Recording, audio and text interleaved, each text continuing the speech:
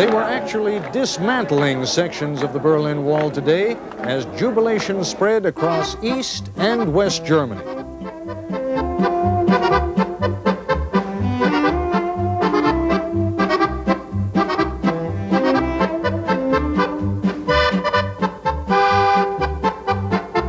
East Germans by the thousands poured into West Berlin, looked in the shops, went sightseeing, and for the most part, went home again.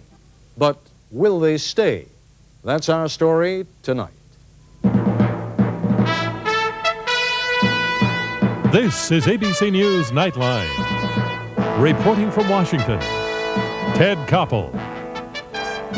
Take a look at a couple of these live shots now of what's going on the Berlin Wall. There it is, early morning Berlin time. You notice that hole in the wall?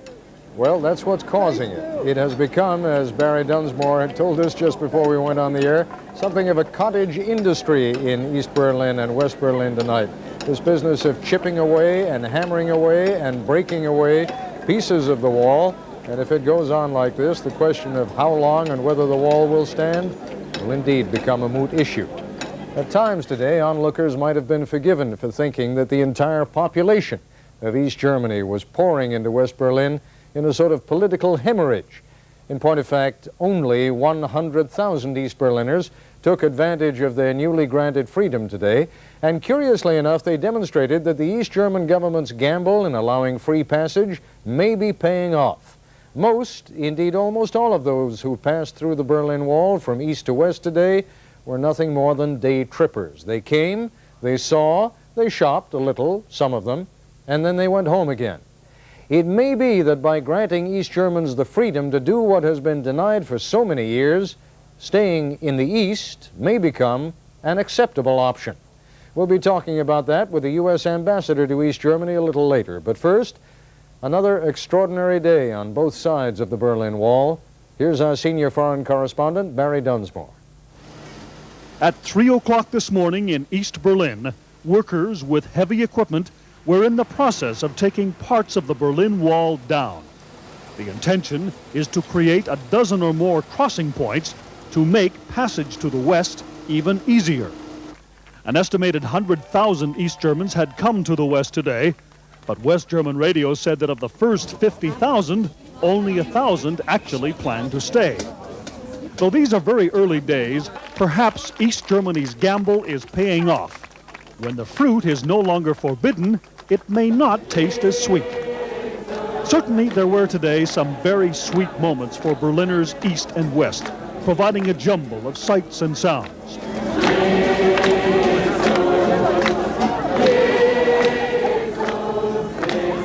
East Berliners started the day by lining up for visas, which they'd been told would be needed today. Before long, however, the police were swamped and the visa requirement was waived. East German border guards suddenly treated politely people they might once have shot for trying to go to the west. East Germans shed tears of joy. They drank champagne and sang drinking songs like, "Oh, such a day it is for us."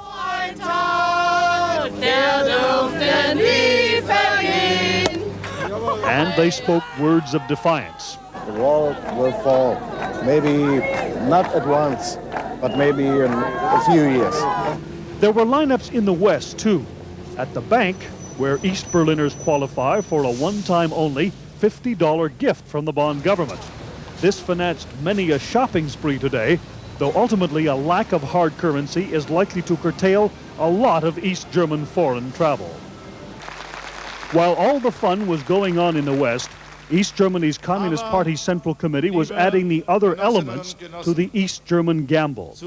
Communist Party boss Krenz repeated to a rally of his faithful that there would be free elections with a secret ballot and a series of radical reforms, all designed to make people more inclined to stay. Members of the opposition group New Forum held one of their usual vigils at the Gethsemane Church in East Berlin tonight. Some had earlier gone to the west to take a look. And so we were today, the whole day in West Berlin. It was great, a very great feeling for us and for them too. New Forum, which is to become East Germany's first legal opposition movement, ought to be ecstatic with all that's happening. But perhaps it's another sign that Mr. Krenz is making an impression that they've joined his campaign to publicly persuade East Germans not to leave, at least not permanently. We only can tell to everybody to stay here and to work with us and to have the same hope as we, that we can change important and crucial things here. That actually was also a message at the huge rally outside West Berlin City Hall, addressed by West Germany's top leaders.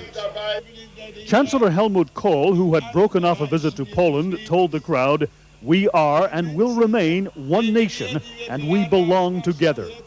Thus, the breaching of the Berlin Wall has put the whole issue of German reunification on the front burner. As might be expected, opinion is divided on the subject. The NATO Secretary General, who is German, is for it. Well, first of all, I think we are not yet there. But a united Germany as part of a united all Europe, I think, is one of the goals of this alliance. But this alliance, as Margaret Thatcher, is sure in no hurry for German reunification.